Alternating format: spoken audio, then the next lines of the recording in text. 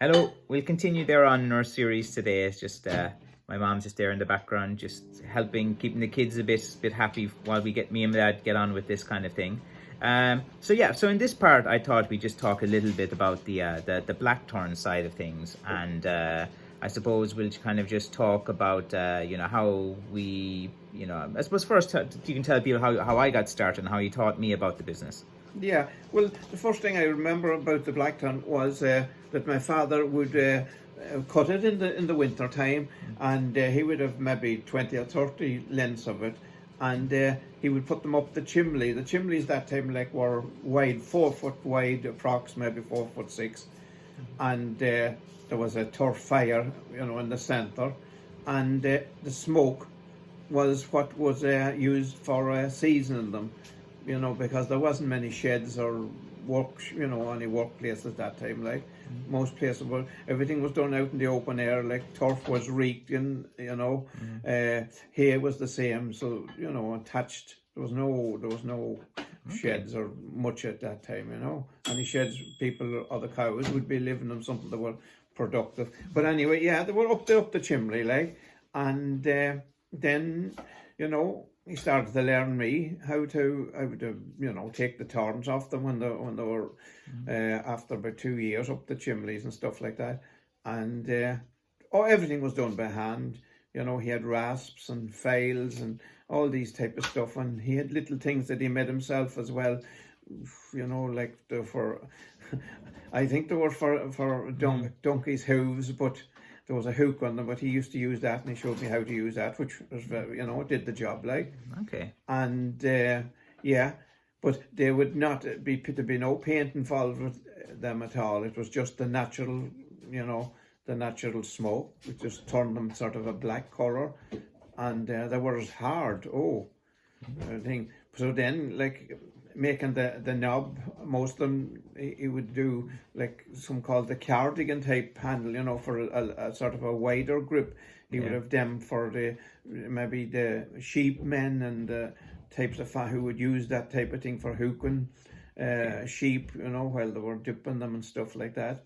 But also then obviously the root ball was the one to go for, and it was interesting.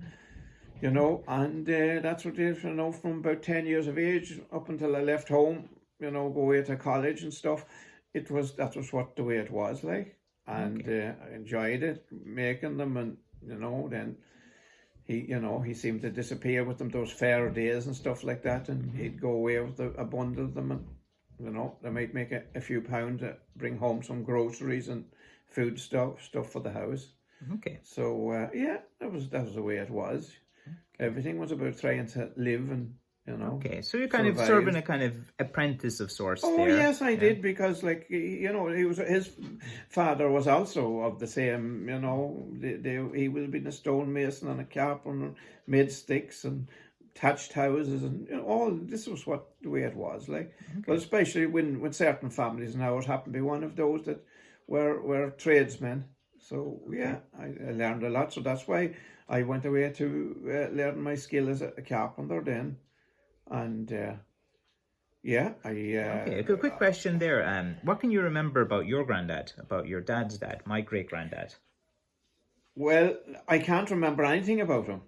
Okay. Yeah, I can't remember anything about. He was passed away before I would have been at an age to remember him. Yeah, no, I can't remember anything about him. I only remember my father's brothers and Your uncles, and and who would be my uncles and my aunts, and they lived up on a mountainy region, which was about 3 miles away from where we were living, and their land would have been on limestone and rugged type, area, but it had plenty of blackthorns, and they were sort of shall we say, there wasn't real water supplies or anything at their houses. They used to have to bring water to, things were poor. There was half doors in the houses, and there was and as it was a novel, we had a full door, but now when we used to go up and see these, but life was simple. Okay, and like what like did any of these uncles and come down for any of these fair days or events Oh, or they anything? were. They would always come down for, well, religion was a big part of it. So every Sundays, my uncles would come down one every other Sunday after coming from their mass, and which was, maybe 5 mile away on their bike, and then it was they would get their supply of tobacco and stuff for other neighbours, and then they come down. And I remember it was these type of sweets. Oh, I just can't remember them now. They were glazier mints, they were called, and these would have been every time one of them particular uncle came. That was what you got. You got a couple of glazier mints. So we were delighted. Okay. And then the other uncle, then he was a bit musical, and my father had a fiddle, and he would play that. Well, I'm exaggerating a bit. Okay. Our young ears didn't sound like anything. They were very interesting. And like, what kind of sticks do they have? Like when they were coming down, what do they look like? Oh, their sticks now would be a sort of to be about 3 foot long, right? Yeah. And they would be able to carry them under the bar of the bike. They'd have them tied on with laces or something there, and they would, when they were out in the fields, like, they would have the stick, the blackthorn, with the knob, especially the knob, and they would have it over their shoulder. Was the way they carried it, so that if they were carrying a bag, that was a way of carrying. The bag was hanging down the back, but the loops were the root ball would hold it in place, and they just carry it along. It took the weight, the strain off it, where the other hand was free to carry whatever they needed.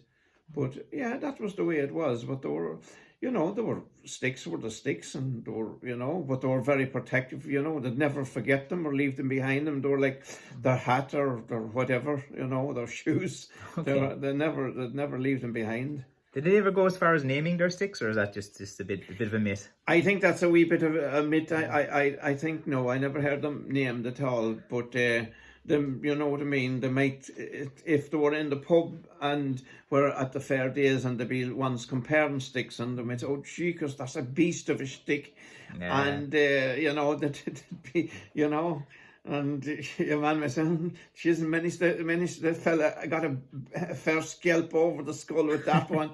So, there'd be plenty of that type of stories, which, when us being young, we didn't pass much remarks on. But later in life then, we realised that this, this Blackthorn history and folklore was great. And it was it's great actually to see it back, coming back now. Because I learned my son now the skill then, which was, as I am Francis the third, my son here, Francis, fourth. I'm fourth. Yeah. He is fifth generation. and this, it meant a lot that we must keep the tradition going. So I was delighted that he was able to learn the skills, and he's doing great now. Yeah, well, yeah, as I was saying, he's tried to teach me many things. It's just the Blackthorn, I suppose, was the only thing I was capable of. But look, I'll tell you what, we'll leave it at that today. And in the next video, we might try to talk to any of these old stories that I think it was an interesting you mentioned there about the sticks, comparing the sticks and getting a scalp off it and stuff. Like, we might have a talk about that in the next video, so stay tuned.